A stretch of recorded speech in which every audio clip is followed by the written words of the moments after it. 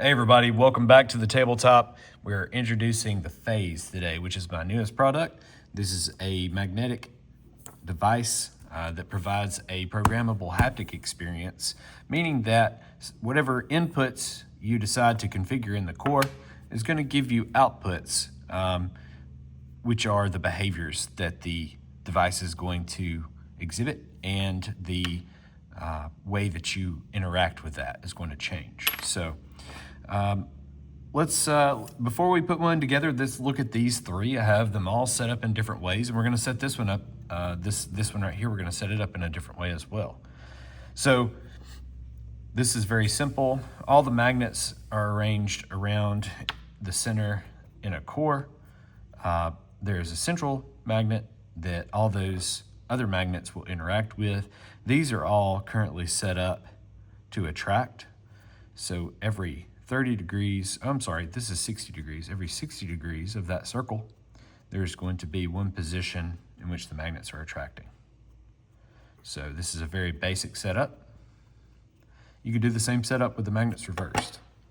All right, so this one, the magnets, there are two stacks of magnets, and they are both attracting the central magnet.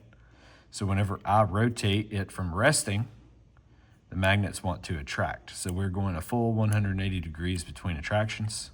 And then if you just let it go, whenever it comes to a stop, it's going to give you a little shudder.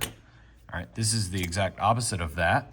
So the same configuration, but the magnets are repelling. So you're going to get a bounce from those 180 degree positions. You're going to get a bounce where the ring, the upper assembly here, rotates back and forth and bounces to rest. Okay? All right, so let's put this one together. We're going to do a different orientation on that one as well. So you're going to need a magnet orientation device. This is super high tech. Spent a lot of time in a lab trying to come up with this one. Just kidding. This is just a 3/4 inch magnet orientator. I'm nicknaming it the Tater. All right, so we're going to need that. This is analogous to your piece of steel whenever you're setting up a wrap. Grab a stack of magnets, and let's see. We're going to check our orientation. So this is attract. This end of the stack is attract, right? This end would be repel. So let's see. Let's start with the attract. So we're going to set one side to attract. Then I'm going to flip my magnet stack. We're going to only use 3 positions here. So these 2 positions are going to be set to repel. So think about how you think this might behave when we get it together. Whenever I put this together, I'm going to put the ring on. I'm going to make sure that my screw holes line up with the magnets themselves. I'm going to lightly apply pressure there. And then to the next one, lightly apply pressure. And lightly apply pressure. Then go back around to the one I started at, which is this one. Cinch it down a little. Cinch the next one down a little. Cinch the next one down a little. We're not using He-Man strength on this. We just want to keep the ring in place and make sure that the magnets are not rattling. I can see this is sitting a little proud, so I'm just going to push that down. I'm going to recheck tightness on this one. All right, just making sure everything is flush here. I'm going to throw this into the base, and we're going to put our screw in.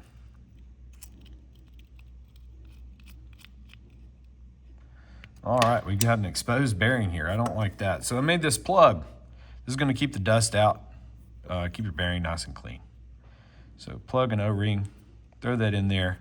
The bottom is nice and flush now. All right, let's see what this one does. So automatically, we're in between the 2 repulsions. So we've got a little bit of quiver there. And then when I rotate past that repulsion, if I let go, then it's going to snap. So this is a mix between the 2, these 2 actually. So we've got the attract side, and then once I get past that repulsion, then we're in the repel side. And this is actually one of my preferred setups.